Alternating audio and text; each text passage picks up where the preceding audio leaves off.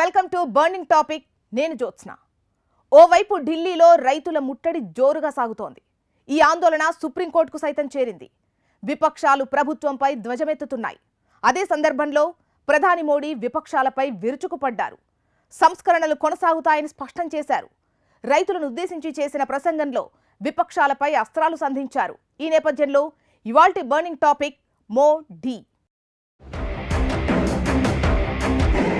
కొనసాగనున్న సంస్కరణల రథం, ముందుకే వెళ్తామంటున్న ప్రభుత్వం, ఎలాగైనా అడ్డుకుంటామంటున్న విపక్షాలు, మరో పక్షం తరువాతే కోర్టులో విచారణ. ఇక రైతులు ఏం చేయనున్నారు? మోడీ ఓవైపున రైతులకు నచ్చజెప్పే ధోరణి, మరోవైపున విపక్షాలపై అస్త్రాలు. సంస్కరణలు తప్పవంటూ స్పష్టీకరణ. అదే సమయంలో అవసరమైతే చర్చలకు సిద్ధమంటూ ప్రకటన. మొత్తం మీద చూస్తే మోడీ ప్రసంగమంతా కూడా విపక్షంతో ఢీకొనేందుకు ప్రభుత్వం సిద్ధం అనే సంకేతాలను పంపించింది.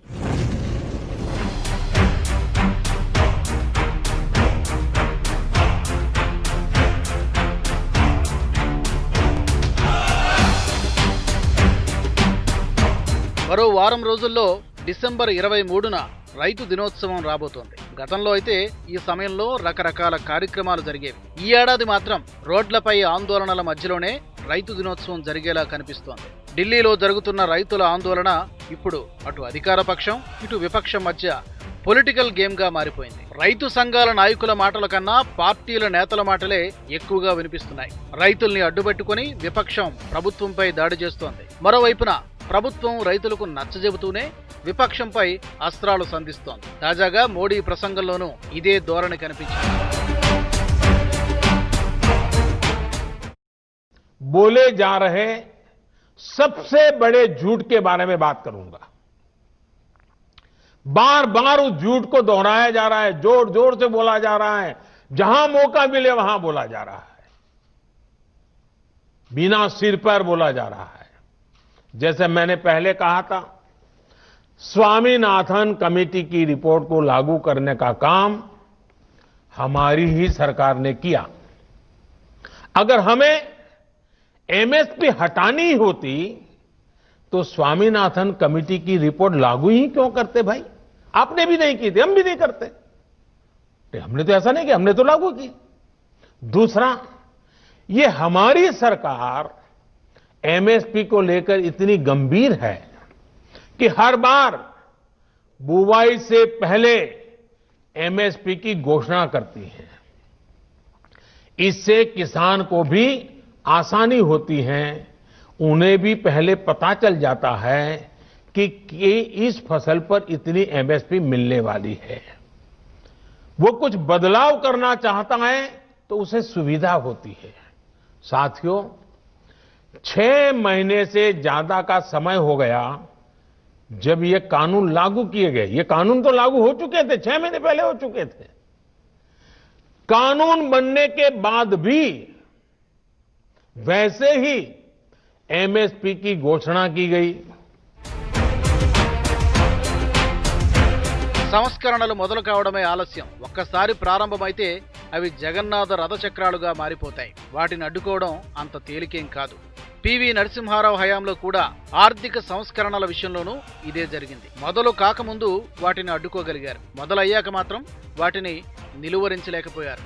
దేశంలో ఆర్థిక సంస్కరణలకు 40 ఏళ్ల చరిత్ర ఉంది.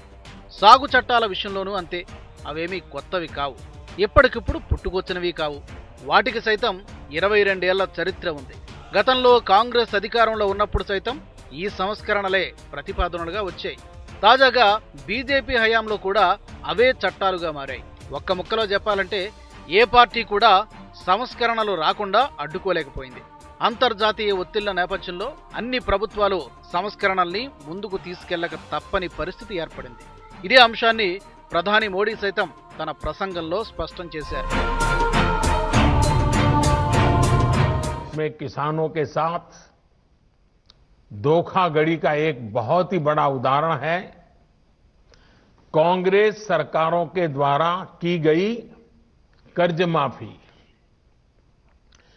जब 2 साल पहले मध्य प्रदेश में चुनाव होने वाले थे तो कर्ज माफी का वायदा किया गया था। कहा गया था कि सरकार बनने के 10 दिन के भीतर सारे किसानों का कर्ज माफ कर दिया जाएगा। कितने किसानों का कर्ज माफ हुआ?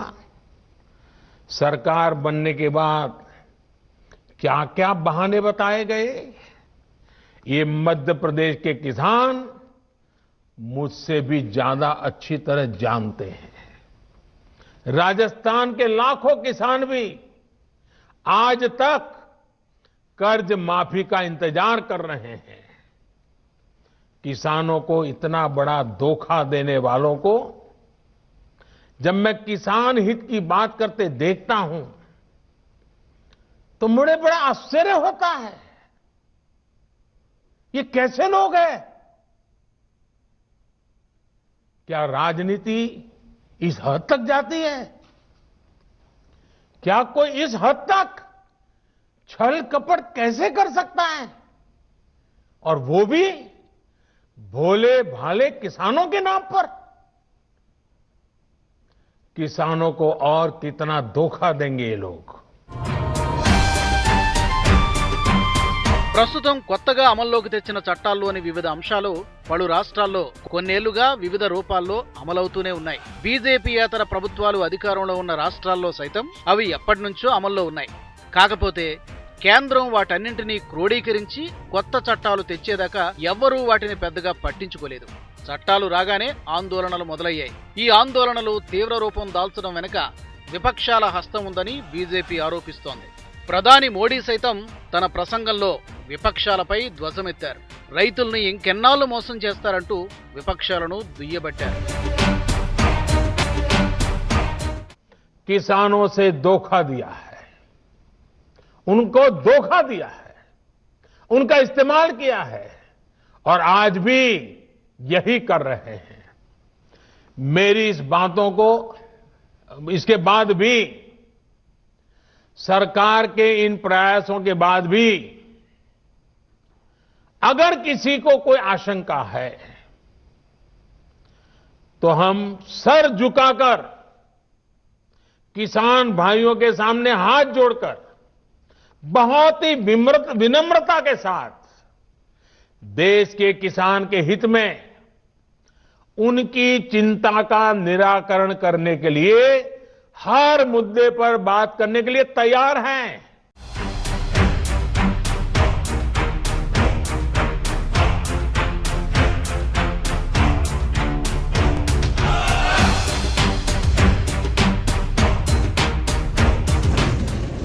ఢిల్లీలో ఆందోళన చేస్తున్న రైతు సంఘాలు ఒక విచిత్ర పరిస్థితిని ఎదుర్కొంటున్నాయి. ప్రభుత్వం రైతు సంఘాల డిమాండ్స్ ను ఆమోదించేందుకు సిద్ధంగా లేదు. మరోవైపు న్యాయస్థానంలో విచారణ ఓ పక్షం రోజుల తర్వాత కానీ ప్రారంభం కాదు. ఈలోగా ప్రభుత్వంపై ఒత్తిడి పెంచడం ఎలా అనే అంశం గురించే రైతు సంఘాలు ఆలోచిస్తున్నాయి.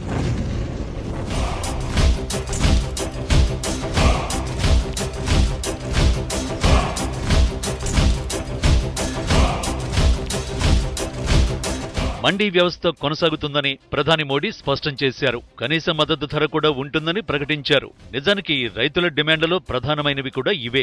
కాకపోతే ఈ రెండు అంశాలను చట్టంలో చేర్చేందుకు మాత్రం ప్రభుత్వం సిద్ధంగా లేదు. లిఖితపూర్వక హామీ ఇచ్చేందుకు మాత్రం సంసిద్ధత వ్యక్తం చేసింది. గతంలో వివిధ సందర్భాల్లో ప్రభుత్వాలిచ్చిన హామీలు ఆ తర్వాత నీరుగారిపోయాయి. అందుకే రైతులు ప్రభుత్వం మాట వినేందుకు సిద్ధంగా లేరు. 3 చట్టాలను పూర్తిగా ఉపసంహరించుకోవాలి అన్నదే వారి ప్రధాన డిమాండ్గా ఉంది. అందుకే ఉద్యమాన్ని మరింత కాలం కొనసాగించేందుకే మొగ్గు చూపుతున్నారు. సుప్రీంకోర్టు ప్రముఖ న్యాయవాదులతో ఈ విషయమై చర్చలు జరుపుతున్నారు. దేశంలో మరిన్ని ప్రాంతాలకు ఆందోళనలు విస్తరించేందుకు ప్రయత్నిస్తున్నారు. ప్రారంభంలో ఈ చట్టాల్లో కనీస మద్దతు ధరని చేర్చకపోవడం అనేది అందరికీ తెలిసిన విషయమే. ఆ మద్దతు ధర విషయం ఒక్కటే కాదు, కనీస మద్దతు ధర చట్టపరంగా కల్పించాల్సిన అవసరం ఉంది. దానితో పాటు లిఖితపూర్వక హామీ కాదు, అది చట్టంలోనే చేర్చాలి. కనీస మద్దతు ధరల కోసం ఒక ప్రత్యేకమైన చట్టం కూడా చేయాలి. దీంట్లో భాగంగా స్వామినాథన్ కమిటీ సిఫార్సులు ఉన్నటువంటి ఉత్పత్తి ఖర్చులకి 50% కలిపి ఆ పంటని ప్రభుత్వమే కొనుగోలు చేసే యంత్రాంగం కూడా ఏర్పాటు చేయాలి. ఊరికనే మాట వరుసకి లిఖితపూర్వకం అనే పేరుతో మద్దతు ధరలు ఇవ్వటం అంటే అది నీటి మీద రాతలుగా మారే ప్రమాదం కూడా ఉంది. రెండోది, ఈ మద్దతు ధరలు సాధించే సందర్భంగా సమస్యలు ఏమన్నా ఉత్పన్నమైనా లేదు, వ్యవసాయ రంగానికి సంబంధించి ఈ 3 చట్టాల సమస్యల్లో ఏదన్నా సమస్యలు ఉత్పన్నమైతే వాటికి సంబంధించి పరిష్కారం చేసుకోవడానికి రైతాంగం కోర్టుకెళ్లే వీలు లేదు అని చెప్పేసి దాంట్లో స్పష్టంగా చెప్పారు. అంటే భారతదేశంలో, ఈ ప్రజాస్వామ్య దేశంలో ఎక్కడైనా ఒక సాధారణ పౌరుడికి సమస్య వస్తే సామధాన భేద దండోపాయాల్లాగా వాళ్ళు అధికారుల చుట్టూ, రాజకీయ నాయకుల చుట్టూ, అందరి చుట్టూ తిరిగి న్యాయం జరగకపోతే చివరిగా న్యాయస్థానాలను ఆశ్రయిస్తాం. అంటే ఒక పౌరుడికే సమస్య పరిష్కారం కాకపోతే న్యాయస్థానాన్ని ఆశ్రయించే అవకాశం ఉంటే రైతు తన సమస్యల పరిష్కారం కోసం న్యాయస్థానానికి వెళ్ళటానికి వీల్లేదు అని చెప్పేసి మ్యాండేటరీగా చెప్పడం అంటే అత్యంత దుర్మార్గమైన విషయం. పైగా ఏంటంటే అధికారుల దగ్గరికి, ఆర్డీఓ స్థాయి, కలెక్టర్ స్థాయి అధికారుల దగ్గరికి వెళ్ళి పరిష్కారం చేసుకోవాలని చెప్పేసి చెప్తుంది. సహజంగా ఈ అధికారులందరూ అధికారంలో ఉన్న పార్టీనో, అక్కడున్న ఎమ్మెల్యే, మంత్రి వీళ్ళకి చేదోడు వాదోడుగా ఉండేవాళ్ళే కానీ రైతాంగం ఎడల స్టబర్న్గా, గట్టిగా రైతుల ప్రయోజనం కోసం నిలబడతారనే గ్యారంటీ కూడా ఉండదు. అందుకోసం ప్రజాస్వామ్య హక్కుగా అయినటువంటి న్యాయస్థానానికి వెళ్ళవద్దు అని చెప్పేసి కూడా తీవ్రమైనటువంటి ఆటంకం. దాన్ని కూడా రైతులు చాలా తీవ్రంగా బాధపడుతున్నారు. దేశంలో పలు రంగాల్లో ఇప్పటికే ఎన్నో సంస్కరణలు వచ్చాయి. దేశంలో ఎంతో బలంగా ఉందనుకున్న కార్మిక రంగం సైతం సంస్కరణలను ఎదిరించలేని పరిస్థితి ఉంది. మరెన్నో రంగాల్లోనూ సంస్కరణలు రానున్నాయి. అలాంటప్పుడు వ్యవసాయ రంగంలో సంస్కరణలు వ్యతిరేకించడం సాధ్యమా అనే ప్రశ్న కూడా వస్తోంది. మరోవైపున తాజా సంస్కరణలకు అనుకూలంగా ఉన్న వారి సంఖ్య కూడా గణనీయంగానే ఉంది. సంస్కరణలు వేగం పెంచడం ద్వారా ఈ ప్రభుత్వం ఏంటంటే కార్మిక వర్గం ఇవన్నీ అంగీకరించినాయి కదా అని చెప్పి చెప్తున్నారు. కార్మిక వర్గం ఈ సంస్కరణని ఎట్టి పరిస్థితులు అంగీకరించాల. మొన్న నవంబర్ 26వ తారీఖున కూడా దేశవ్యాప్తంగా ఉన్నటువంటి కేంద్ర కార్మిక సంఘాలు, రాష్ట్రాల స్థాయిలో ఉన్న కార్మిక సంఘాలు, దాదాపు 25 కోట్ల మంది కార్మికులు సమ్మె చేసి ఈ సంస్కరణలకు వ్యతిరేకంగా పెద్ద ఎత్తున పోరాడారు. ఈ మొన్న జరిగినటువంటి దేశవ్యాప్త సమ్మెలో ఉద్యోగుల జీతాలు అవో ఇవో డిమాండ్లు కాదు, ఈ సంస్కరణలే ప్రధానమైన డిమాండ్లుగా ఉన్నాయి. దానికి వ్యతిరేకంగా పోరాడుతూనే ఉన్నారు. పైగా ఇప్పుడు విశాఖపట్నంలో ఉన్న డ్రెడ్జింగ్ కార్పొరేషన్ ఆఫ్ ఇండియా ఉంది. దాన్ని ప్రైవేటీకరణ చేయాలని చెప్పేసి కేంద్ర ప్రభుత్వం ప్రయత్నం చేస్తే అక్కడున్న కార్మికులు, ఉద్యోగులు, అధికారులు అందరూ కలిసి పోరాడి డ్రెడ్జింగ్ కార్పొరేషన్ ఆఫ్ ఇండియాని ప్రైవేటీకరణ చేయకోకుండా ఆపటం అనేది మనం చూసాం. అట్లాగే ఎల్ఐసిలో వాటాలను విక్రయించే క్రమం కానీ, ఇంకా రకరకాల సంస్థల్లో వాటాలను విక్రయించే సందర్భంగా అక్కడున్న కార్మిక వర్గం వాళ్ళ శక్తి మేరకు పోరాడింది. అయితే కొన్ని విజయాలు సాధించారు, కొన్ని అపరిష్కృతంగా ఉన్నాయి. అందుకనే సంస్కరణల్ని కార్మిక వర్గం అంగీకరించారు కదా, రైతులు అంగీకరించట్లేదు అని చెప్పేసి అంటానికి ఆస్కారం లేదు. అందుకోసం ఏంటంటే ఈ సంస్కరణల్ని అందరూ వ్యతిరేకిస్తున్నారు. అదే సందర్భంలో ఏంటంటే పాలకవర్గ పార్టీలు వాళ్ళ పెట్టుబడిదారుల ప్రయోజనాల కోసం దేశాన్ని ఏమైపోయినా పర్లేదని చెప్పేసే పద్ధతిలో దుర్మార్గంగా ఈ సంస్కరణలు అమలు చేస్తున్నారు. ఈ సంస్కరణలు ప్రపంచంలో అనేక దేశాల్లో వ్యతిరేక ఫలితాలు కూడా వచ్చినాయి. అయినా మన దేశంలో ఉన్న పాలక వర్గాలు ఏంటంటే చాలా తీవ్రంగా అమలు చేయడానికి ముందుకు పోతున్నాయి. బీజేపీ దేశంలో భవిష్యత్తులో మరెన్నో సంస్కరణలు తీసుకురావాలని భావిస్తోంది. మతపరమైనవి, ఆర్థికపరమైనవి, రాజకీయపరమైనవి ఎన్నో దాని అజెండాలో ఉన్నాయి. సాగు చట్టాలతో పోలిస్తే అవి మరింత తీవ్రస్థాయిలో ఉండే అవకాశం కూడా ఉంది. ఈ నేపథ్యంలో సాగు చట్టాల విషయంలో వెనక్కి తగ్గితే దాని ప్రభావం ఇతర సంస్కరణలపై కూడా పడవచ్చని బీజేపీ భావిస్తుండొచ్చు. అందుకే సాగు చట్టాల విషయంలో ప్రభుత్వం మొండిగా వ్యవహరిస్తోంది అనేవారు కూడా ఉన్నారు. ఈ విషయాల్లో ప్రభుత్వం చాలా మొండిగా వ్యవహరిస్తుంది. ప్రారంభంలో దీంట్లో రైతులు లేరు, మండీల దగ్గర ఉండే బ్రోకర్లే ఈ ఉద్యమాన్ని నడిపిస్తున్నారన్నారు.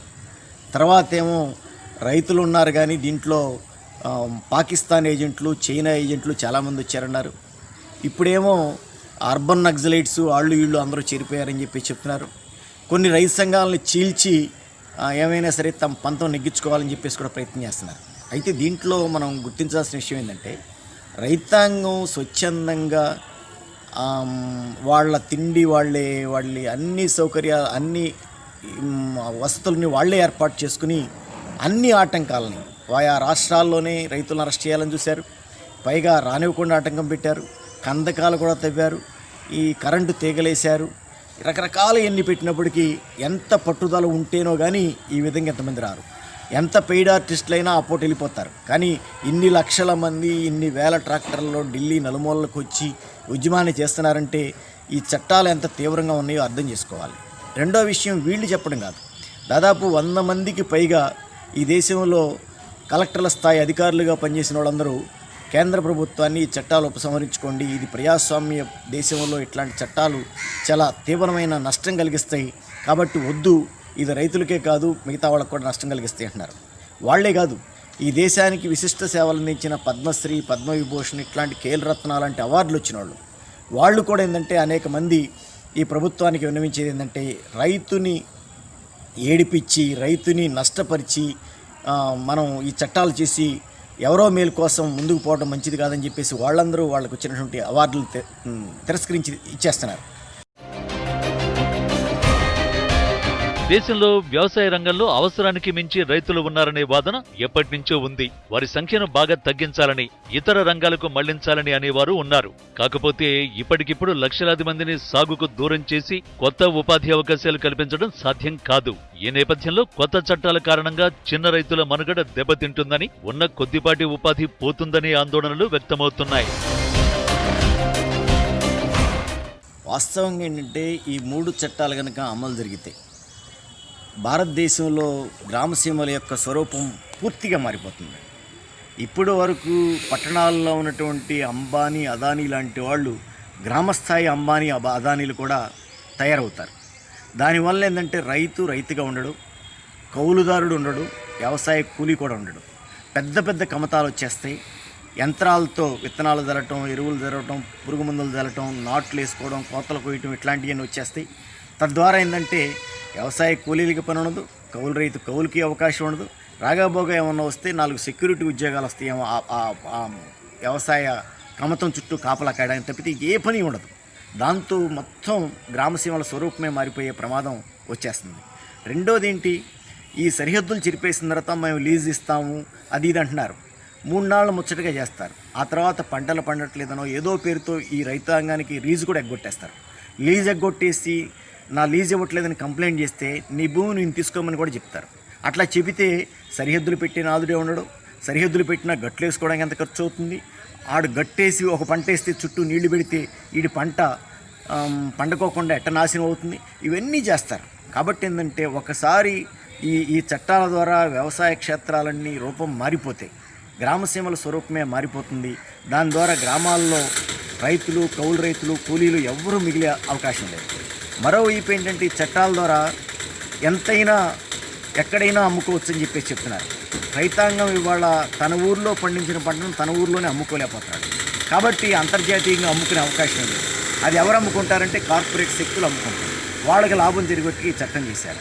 దీనివలన మన ఆంధ్ర రాష్ట్రాన్ని చూస్తే దాదాపు 700 కోట్ల రూపాయల సెస్ ప్రభుత్వానికి వచ్చేది. ఆ 700 కోట్ల రూపాయలు పోయింది. మిగతా పంటల ద్వారా ఇంకొన్ని 100 కోట్ల రూపాయల ఆదాయం సెస్ రూపంలో వచ్చేది. అవన్నీ పోయినాయి. రైతుల ఆందోళనకు క్రమంగా మద్దతు పెరుగుతోంది. చిప్కో ఉద్యమ సారథి సుందర్లాల్ బహుగుణ లాంటి వారు సైతం రైతుల ఉద్యమానికి అండగా నిలిచారు. ఆల్ ఇండియా కిసాన్ సభ కూడా రైతు ఉద్యమానికి మద్దతు ప్రకటించింది. పుదుచ్చేరిలో సీఎం నారాయణస్వామితో పాటు వివిధ పార్టీల నాయకులు ఒకరోజు దీక్ష చేశారు. తమిళనాడులో డీఎంకే నేత స్టాలిన్ తదితరులు కూడా ఒకరోజు దీక్ష నిర్వహించారు. ఇక కేరళలో వ్యాపార సంఘాలు రైతుల ఆందోళనకు మద్దతు ప్రకటించాయి. మొత్తం మీద రైతు ఉద్యమం పలు రాష్ట్రాల్లో వివిధ రూపాల్లో విస్తరించే అవకాశం కనిపిస్తోంది.